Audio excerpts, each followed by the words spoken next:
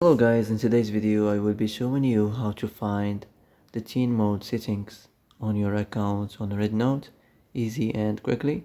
So first of all, enter the application. Now as you see, you are on the home page.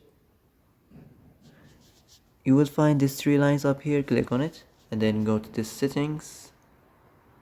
Now as you see here, you will find the teen mode, click on it.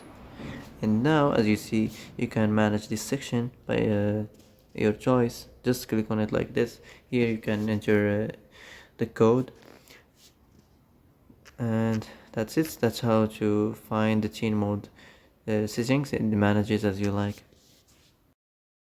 So that's it for today's video. I hope this is the answer you've been looking for. And if you like this video, don't forget to like and subscribe, and see you in the next video.